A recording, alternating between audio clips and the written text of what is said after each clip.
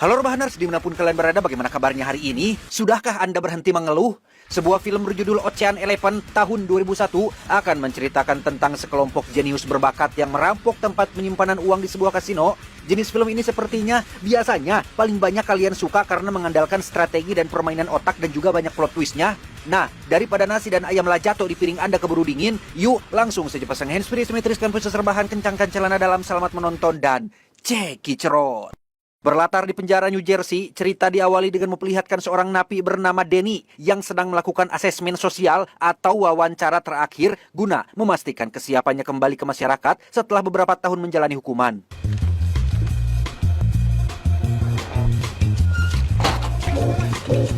Empat tahun mendekam di penjara akibat kasus perampokan kelas berat, Danny seperti tidak ada kapok-kapoknya. Bahkan belum juga 24 jam keluar dari penjara, ia justru malah pergi menemui rekan sesama perampok bernama Frank untuk meminta sedikit bantuan darinya. You have a plan already? Are you kidding? I just became a citizen again. Selanjutnya, Danny pergi menemui rekan perampok lain bernama Ryan yang mungkin bisa dibilang paling lama bersamanya. Danny yang memang doyan maling sejak masih bocil pun membujuk Ryan kembali melakukan perampokan dengan bagi hasil yang sangat menjanjikan. Not exactly. A lot of security, but the take. What's the target? 8 figures each. What's the target? Tidak main-main, target mereka kali ini adalah merampok 3 kasino terbesar di Las Vegas sekaligus menggunakan skema berangkas yang sebelumnya Frank curi. 3 kasino tadi menyimpan semua uangnya di dalam satu berangkas super canggih yang mustahil rasanya untuk dibobol. You said 3 casinos? These feed into the cages at the Mirage, the MGM Grand, but every diamond's up there. Harus ada setidaknya selusin orang paling berbakat di bidang tipu menipu dan samar-menyamar. Ryan menjelaskan jika mereka membutuhkan pengalih perhatian, informan, orang dalam, peretas, teknisi palsu, dan tetek bengek lain untuk menjalankan rencana ini. Hey. Sorry. You guys done up here? Appreciate it. Masalahnya sekarang adalah, meski Danny dan Ryan sudah mengumpulkan orang-orang berbakat tersebut, tetap saja mereka butuh modal yang tidak main-main untuk membeli berbagai keperluan nanti. Dan beruntung, Danny sudah punya solusinya. That was good. I liked it. Team beat things worse. You're out of your goddamn mind. Dia bernama Ruben, seorang teman lama sekaligus pemilik kasino kecil-kecilan yang akan Danny mintai bantuan. Mendengar Danny kepo tentang sistem keamanan yang biasa pemilik kasino pakai, Ruben jadi penasaran dengan kasino mana sih yang mau ente-ente rampok. The Bellagio, the Mirage, and the MGM Grand. Ya, ketiga kasino yang disebutkan ternyata adalah milik pengusaha paling kaya di Las Vegas bernama Terry Benedict. Kebetulan Ruben punya dendam pribadi gara-gara Terry menggusur salah satu kasinonya, sehingga tanpa pikir panjang, ia pun langsung setuju untuk ikut bergabung. That's exactly what it is. Pure ego. Sorry we bothered you. Look, we all go way back and Is that right? Sementara Frank bertugas duluan dengan menyamar sebagai karyawan, Danny sendiri masih sibuk mengumpulkan kru lain, di antaranya ada Malloy bersaudara yang hobi melakukan eksperimen gila seputar elektronik.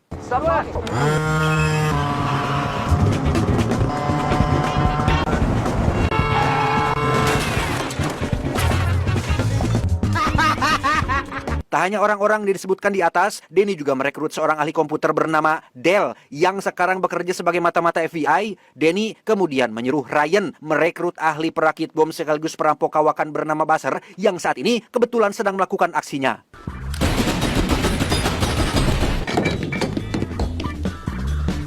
Masih dalam rangka perekrutan para perampok handal, Danny dan Ryan rela jauh-jauh pergi ke Hong Kong demi menjemput mantan anggota lamanya bernama Yen. Setelah pensiun dari dunia rampok-merampok, kini Yen bergabung dalam kelompok sirkus akrobatik yang sering manggung di berbagai opera tradisional.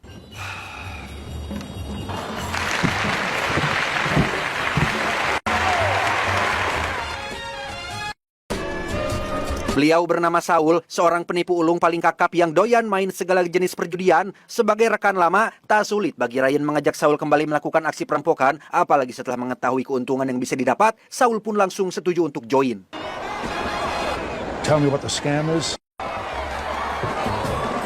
Terakhir, Danny pergi menemui seorang pencopet handal bernama Linus yang secara teknis memang Linus ini bukan mantan anggota Danny, tapi di masa lalu ayah Linus adalah tangan kanan sekaligus punya hutang budi kepada Danny, sehingga Linus merasa perlu melakukan balas budi. That's the best lift I've seen you make yet. Disinilah para perampok alias mantan anggota Danny sekarang berkumpul di kediaman Ruben untuk membahas rencana perampokan kasinonya. Terdapat 3 kasino besar yang lokasinya berdekatan. Danny menjelaskan jika semua uang dari tiap-tiap kasino hanya tersimpan dalam satu berangkas utama. Together, they're 3 of the most profitable casinos in Las Vegas. Let me see. Berlokasi di bawah tanah sedalam 60 meter, di sanalah lokasi berangkas utamanya berada, dilengkapi sistem keamanan setara dengan gudang penyimpanan nuklir. Tiap pintu menuju berangkas sudah dilengkapi 6 digit kode acak yang selalu berubah dalam waktu 12 jam. First, we have to get within the casino, which anybody will tell you takes more than a smile. Tak cukup sampai situ saja, meski Denny CS sudah berhasil masuk, masih ada keamanan lain berupa sidik jari dan pengenalan suara agar liftnya mau bergerak turun. Bahkan jika mereka ngide masuk lewat bagian lorong, sudah ada detektor gerak yang mustahil bisa dimatikan. Meaning if we were to manually override the lift, the shaft's exit would lock down automatically and we'd be trapped.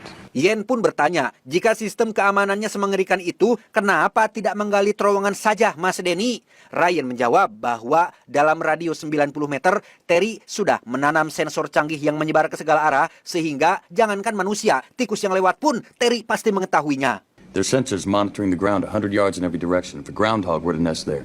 Anyone else? Berbeda dengan Yen, Saul justru membayangkan andai kata Denny berhasil mendapatkan semua uang, bagaimana cara dia keluar tanpa ketahuan para penjaga. Entah rencana kejutan apa yang Denny rahasiakan, namun ia menjamin bahwa keluar jauh lebih mudah dari yang Saul bayangkan. Now, there are 11 of us, each with an equal share. Do the math.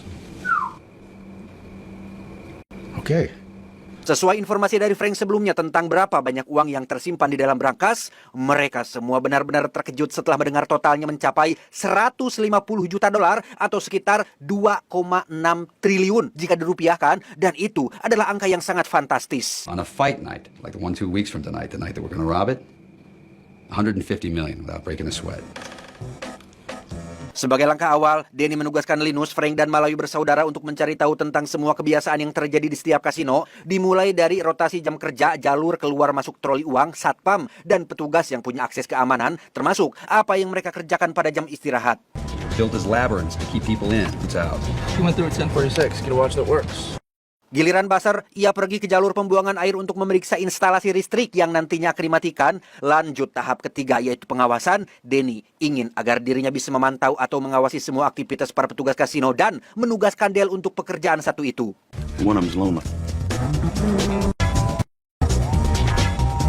Memanfaatkan wanita penghibur yang dibayar demi menggoda salah satu petugas kasino, Ryan akhirnya berhasil mendapatkan kartu keamanan dan langsung memberikannya kepada Del untuk lanjut ke tahap penyamaran. Watch it, bud. Friend, jackass. 433, we have a visual impairment. Exit door camera. Copy that. Sementara Malawi bersaudara membuat keributan di kasino sebagai pengalihan, Del sendiri menyamar sebagai satpam dan sudah lolos melewati pintu keamanan. Sambil melihat denah lokasi yang digambar pada telapak tangan, ia pun berhasil masuk ke ruangan server. And we're up and running very soon. Beres memasang alat peretas CCTV, Delta sengaja berpapasan dengan petugas kasino yang tampak mencurigai gerak-geriknya. Sempat bingung mencari jalan keluar gara-gara gambar denahnya terhapus oleh keringat. Del semakin dibuat panik saat si petugas berteriak memanggil namanya sehingga... Hey, drop this. Beruntung si petugas hanya bermaksud memberikan alat-alat Del yang sempat tertinggal di ruangan server. Dengan fakta bahwa ini akan menjadi perampokan paling gila dalam sejarah, maka dibutuhkan strategi yang matang agar semuanya berjalan lancar, sehingga beberapa minggu sebelum eksekusi, Denny memanfaatkan semua modal pemberian dari Ruben untuk membuat ruangan simulasi berangkasnya. Untuk Saul, dia akan menyamar sebagai mafia penjual senjata internasional yang harus melakukan kontak langsung dengan Terry. Masih dengan modal pemberian Ruben, Saul ditemani Malawi bersaudara pun pergi ke kasino dan bermain judi bersama orang-orang kelas atas demi mencuri perhatian bos Terry. Dan inilah Terry Benedict, seorang bisnismen paling kaya di Las Vegas sekaligus owner dari 3 kasino terbesar yang akan Denny CS rampok. Rutin mengunjungi kasino utama setiap jam 2 siang sampai setengah 8 malam. Terry tidak pernah absen menyapa para penjudi kaya raya demi menjaga citra baik kasinonya. Oh, I gotta meet tonight. He's fluent in Spanish. Selesai ramah tamah, barulah Terry kembali ke bisnis dengan memeriksa map hitam berisi laporan pendapatan kasino per satu harinya. Di dalam map hitam itu jugalah 6 digit kode acak pembuka pintu berangkasnya disimpan dan akan selalu dilaporkan 2 menit setelah kodenya diganti. Like I said, a machine. Sebagai orang yang ditugaskan mengawasi Terry, Linus juga menambahkan jika Terry tidaklah sebaik dan seramah kelihatannya, orang terakhir yang punya urusan dengan Terry harus berakhir 10 tahun di penjara, bahkan keluarga termasuk semua kerabat dekat si korban hidupnya dibuat menderita oleh si mamang Terry ini. You guys really can't pick him. This guy is as smart as he is ruthless. Sebelum meninggalkan kasino, Terry juga rutin menemui pacarnya yang ternyata adalah istri sah dari Denny bernama Tess. Curiga jika ada faktor internal dalam misi perampokan ini, Ryan pun buru-buru pulang menemui Denny demi memastikan kecurigaannya. Tess. Terry Benedict. Disinilah Denny akhirnya jujur bahwa memang benar dia punya dendam internal karena Terry sudah merebut tes istrinya sendiri ketika sedang di dalam penjara. Namun andai kata terjadi hal mendesak yang membuat Denny gagal mendapatkan keduanya, yaitu uang dan tes istrinya, maka Denny tetap memilih Ryan CS sebagai keluarganya. How'd you look? You look good. Thanks. Kembali pada Saul yang menyamar sebagai penjudi kaya raya, ia akhirnya berhasil membuat Terry menoleh setelah melihat Saul menang berturut-turut. Penasaran dengan sosok Saul yang dianggap wajah baru di kasinonya, Terry pun menyuruh ajudan untuk memanggilnya. For him? Saul pun to the point jika dirinya adalah pedagang senjata internasional yang kebetulan sedang ada bisnis di Las Vegas. Mendengar kasino Terry punya berangkas paling canggih, Saul bermaksud ingin menggunakan jasa Terry untuk menyimpan berlian berharga miliknya yang akan dikirim ke sini beberapa hari lagi. I'll put it in the house safe for you. Di waktu yang bersamaan, Denny diam-diam datang ke kasino untuk sekedar mengetahui kabar Tess yang sudah tidak menganggapnya sebagai suami, di mana pertemuan mereka akhirnya tertangkap basah oleh Terry yang baru selesai menemui si Saul. What are you doing? Danny was walking through the restaurant and spotted me. Sebagai seseorang yang sudah lama mengenal Tess termasuk seperti apa latar belakangnya, Terry sudah tahu siapa Denny, bahkan alasan kenapa Denny sempat mendekam di penjara. Namun demi menghargai perasaan Tess, Terry pun memaklumi kedatangan Denny kemari. Terry. Danny?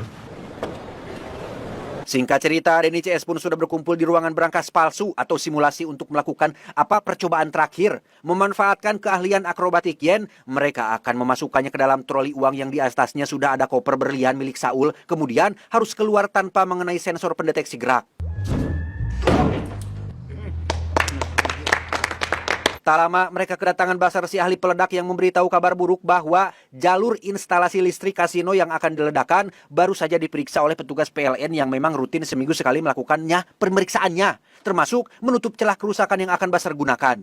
Problem is now they know their weakness and they're sorting it out. They're fixing it. Disinilah Basar baru ingat tentang sebuah mesin bernama mesin Z yang bisa menciptakan efek kejut listrik sangat besar, hampir setara ledakan nuklir tapi tidak menghancurkan benda apapun. Mesin ini tidak diproduksi secara massal dan harus mencurinya dari universitas di wilayah California, tempat para profesor membuatnya.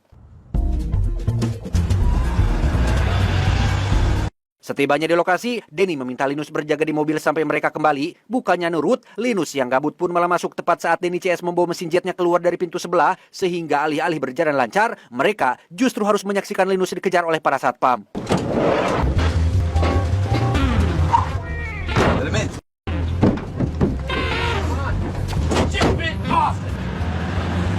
Singkat cerita, malam eksekusi pun tiba. Berkat skill ngawadul Saul yang di atas rata-rata, Terry pun akhirnya bersedia menyimpan berliannya di dalam berangkas utama. Setelah memeriksa dan memastikan isi kopernya, Terry kemudian pamit duluan karena masih ada urusan dan meminta si asisten untuk mengawalnya. I just don't trust you. You leave me no choice. Tepat saat Terry keluar dan mengambil map hitam berisi kode acak itulah, datang Linus berpura-pura sebagai agen FBI bermaksud menangkap karyawan Terry yaitu Frank. Diduga terlibat kasus penipuan dan pencucian uang, Terry diminta ikut sebentar untuk menemui si Frank. What to say to that? That's... You, sir, of all people, know that... Okay, come on, sit down. Dan ya, sempat terjadi cekcok antara Frank dan Linus tetapi masih bagian dari rencana. Terry tidak sadar jika Linus baru saja mencopet kertas berisi kode masuknya dan buru-buru pamit untuk membawa Frank ke kantor FBI. You know your way back? I do. Good. Sementara perhatian Terry masih teralihkan, kini giliran Baloy bersaudara yang beraksi dengan membawa troli uang dan memasukkan Yen ke dalam. Berlokasi di depan pintu berangkas utama, mereka pura-pura lupa membawa kunci keamanan dan menitipkan trolinya pada petugas di sana, tepat saat koper milik Saul akan dibawa masuk.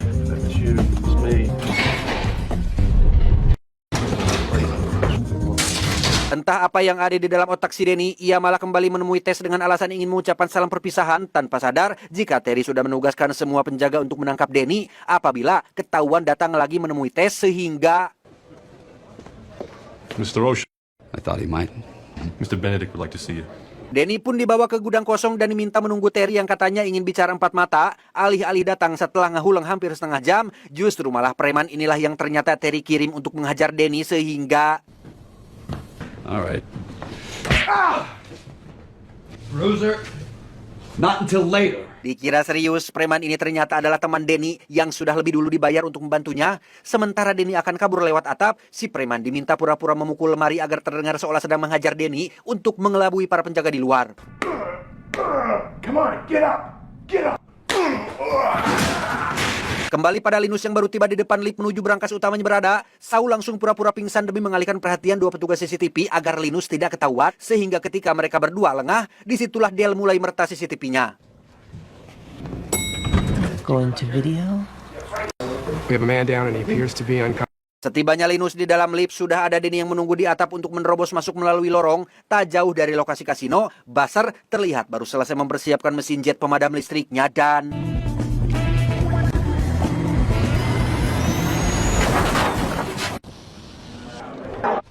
Setelah pendeteksi gerak di dalam lorong lift mati, Denny dan Linus pun dengan cepat turun karena mereka hanya punya waktu 30 detik sampai listrik kembali menyala sehingga... Go.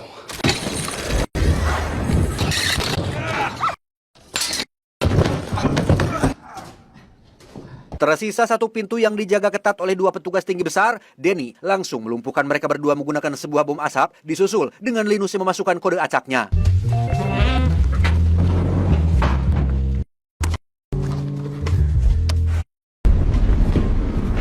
Kini mereka tinggal menunggu aba-aba dari Yen yang saat ini baru saja keluar dari troli uang. Koper milik Saul yang Terry anggap berlian sebenarnya adalah bom kecil yang untuk meledakkan pintu terakhir yang jika sampai Yen gagal melewati laser pendeteksi gerak, maka sia-sialah misi perampokan ini.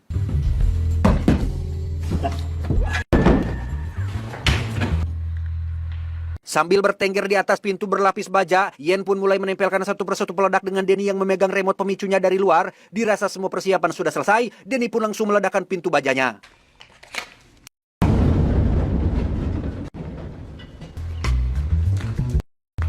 Yen?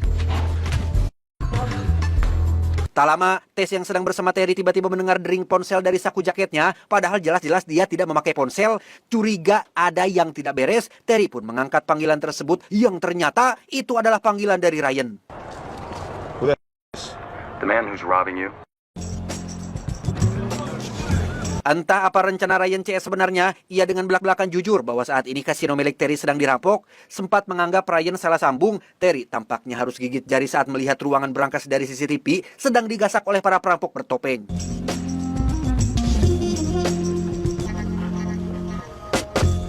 Disinilah Tess baru ingat ketika pertemuan terakhirnya dengan Denny yang diam-diam sudah memasukkan ponsel tersebut ke dalam saku bajunya. Namun belum juga memberitahu hal tersebut, Terry keburu menyuruhnya pergi ke restoran duluan dan akan menyusul sebentar lagi. Alright. Kembali ke panggilan telepon, Ryan menjelaskan bahwa dirinya akan merampok separuh dari isi berangkas Terry atau sekitar $80 juta dengan catatan Terry harus membiarkan petugas kasinonya memuat uang tersebut ke dalam mobil van putih yang sudah menunggu tepat di depan kasino. Maybe. May I ask how you expect to leave? Bukan tanpa jaminan, Ryan juga menambahkan bahwa uang sisa $80 juta yang ditinggalkan di dalam berangkas bersama para perampok sudah dipasangi bom dan siap diledakkan kapan saja, sehingga jika sampai Terry tidak membiarkan mereka keluar hidup-hidup, maka bersiaplah melihat semua uangnya terbakar. Make the call. Dengan cepat Terry menyuruh si asisten memanggil polisi agar segera mengirimkan tim taktis tanpa Ryan menyadarinya. Sementara polisi masih dalam perjalanan, Terry mau tidak mau harus menuruti semua permintaan Ryan dan menyuruh para petugas kasino untuk mengantarkan uangnya keluar. If anyone so much as approaches the driver's door, a white unmarked van is going to pull up in your valet station. Setelah mobil van kiriman Ryan pergi membawa separuh uangnya, barulah tim taktis datang bermaksud menciduk para perampok yang masih ada di dalam. Memanfaatkan kacamata night vision untuk mempercepat penangkapan, Kapten meminta Terry mematikan listrik sebentar dan... Do it. Down, unconscious. Ya, tepat saat listrik kembali menyala, Terry mendapati sisa uangnya sudah hangus gara-gara tim taktis tak sengaja menembak pemicu yang perampok pegang. Muak, Terry pun langsung mengerahkan semua tim terbaiknya untuk mengejar mobil van putih tadi.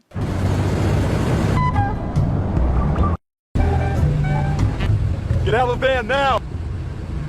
Beruntung anak buah Terry berhasil mengejar dan mengepung mobil Ryan tepat waktu, yang ketika si anak buah bermaksud membuka pintu belakang untuk memeriksa uangnya, tiba-tiba... There's nobody inside.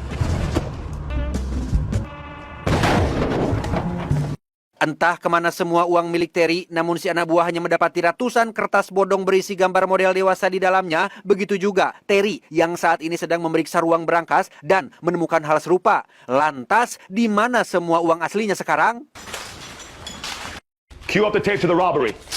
Faktanya, aksi perampokan yang Terry lihat dari CCTV tidaklah benar-benar terjadi di ruang brankas, melainkan itu adalah ruangan simulasi milik Denny dengan semua tim yang sebelumnya sudah melakukan simulasi perampokan, dan Del memasukkan rekaman palsu pada CCTV milik kasino.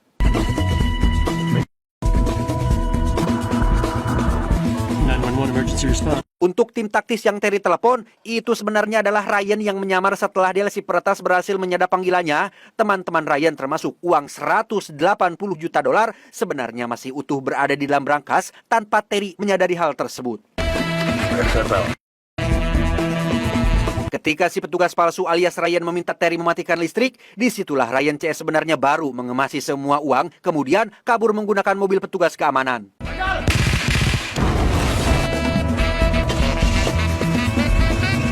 Curiga jika semua rencana perampokan ini adalah ulah si Denny, Terry buru-buru pergi ke gudang untuk menanyakan secara langsung, dan luar biasanya, Denny sudah berada di sana seolah tidak pernah terjadi apa-apa. Pick him up. Karena Terry tidak punya bukti apapun yang memberatkan Denny atas tuduhan kasus perampokan, Terry mau tidak mau harus membiarkan Denny pergi jika tidak ingin mendapatkan tuntutan hukuman, dan itu adalah terakhir kalinya mereka bertemu. Okay. You're free to go. Untuk Ryan CS, mereka terlihat sedang menunggu Denny di seberang kasino dengan uang $160 juta yang siap dibagi rata. Setelah perampokan ini, mereka sepakat untuk pensiun dan memulai kehidupan baru masing-masing sebagai pribadi yang lebih baik.